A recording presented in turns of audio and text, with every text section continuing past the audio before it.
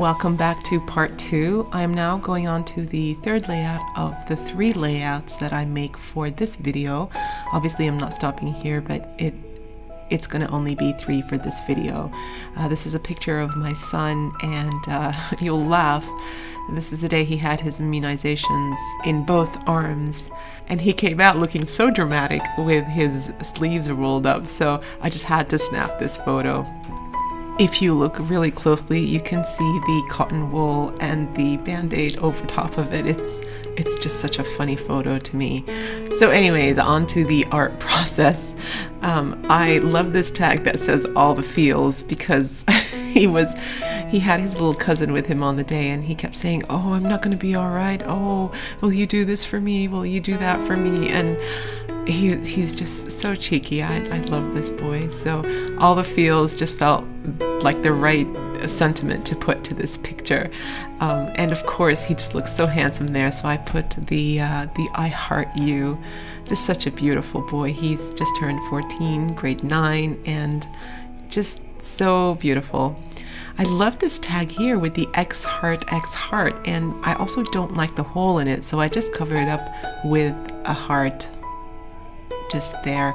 Now just trying to put something at the top there. Nothing's right so far, but then I do find this arrow in the crepe paper sticker pack, and it just goes perfectly right there. So now on to the Tim Holtz clippings, and it says very simply, brave and handsome. I then go back to this border paper and I pick the border that says, "You make my heart melt."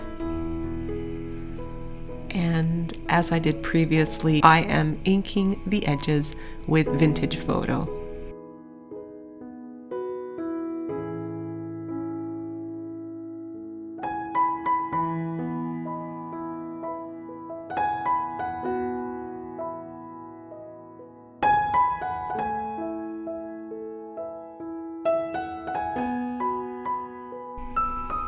And that's the layout done.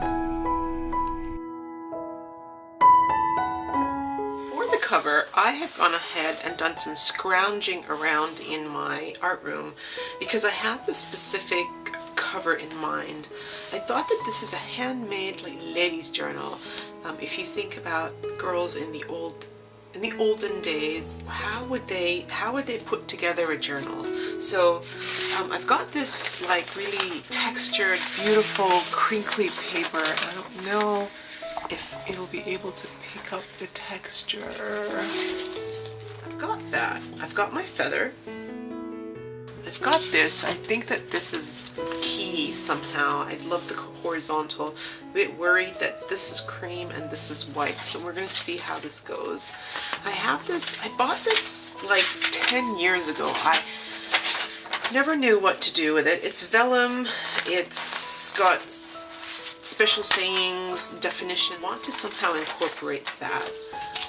I've got a little bit of acetate here, which I think will go really well. And of course, I pulled out some doilies. I think they are required at this stage.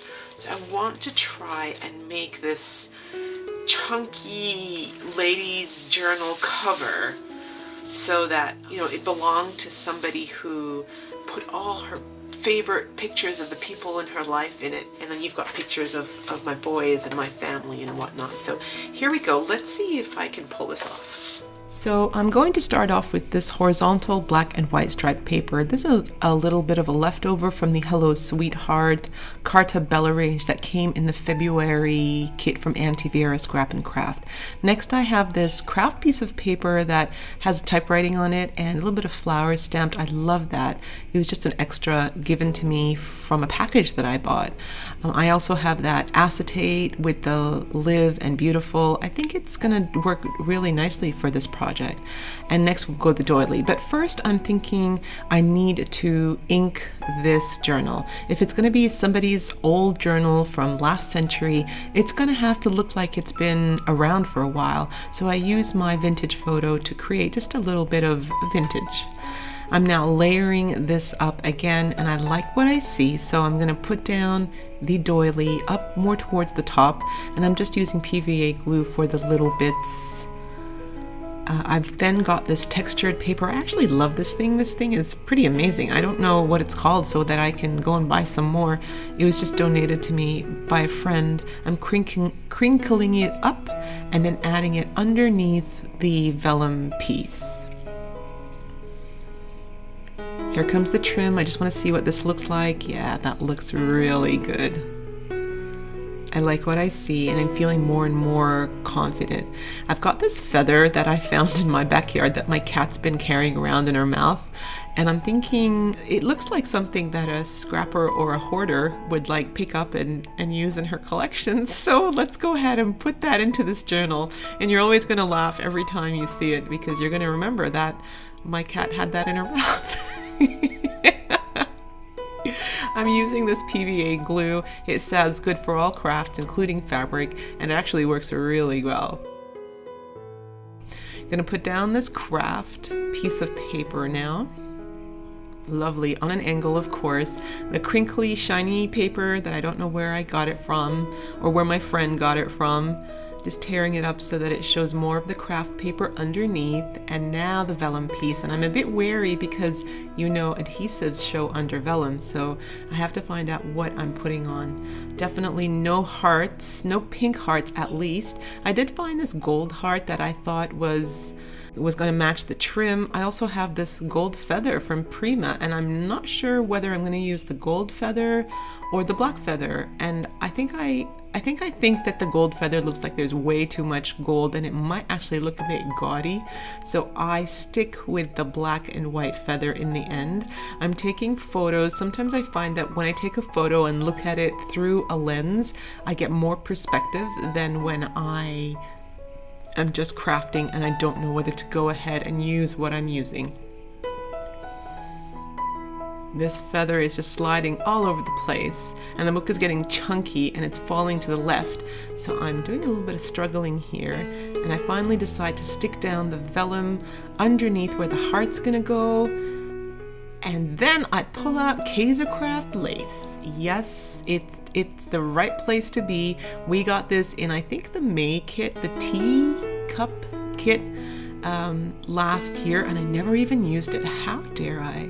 So it goes here, and it's perfect here, and I must use lace in every project, I think, because all of a sudden I'm in love with lace and feathers and trim. I'm like a Prima girl all of a sudden. I didn't even know it.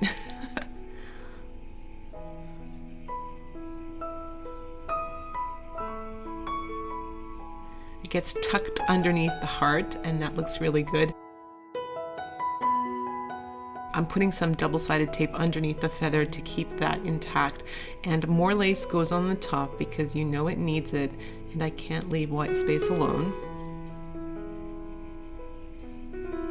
And that's my cover. How awesome is that? Except now I'm thinking I still need to add the charm. The charm needs to go in there somehow. Alright, so now we need to go on to the back cover. I know for sure that we're not going to be adding any glittery or any ephemera. That's too cutesy and too colory. So I dive into my vintage collection box, and yes, I do have a box that just has vintage stuff because I do dream of making vintage stuff one day, but I don't think I have the bravery to do it yet, except I think I do now after I've made this journal. And I pick out some really nice things that really go with the golden trim and with that idea of a black and white ladies journal.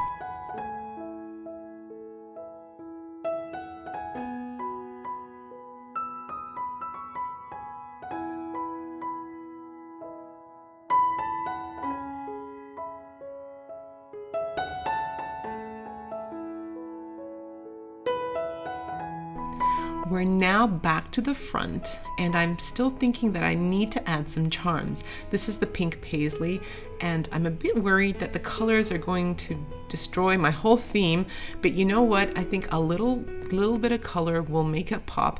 I tried to use this yellow, but it's in too much competition with the gold, so I do decide to use the ombre charm, the first one that I showed you. I put away the other two and I don't end up using more. I thought at first that maybe I'll have them dangling on the left-hand side, so they can be like a feature, a dangling feature, but I thought, oh, that would really annoy me. I really don't want to do that.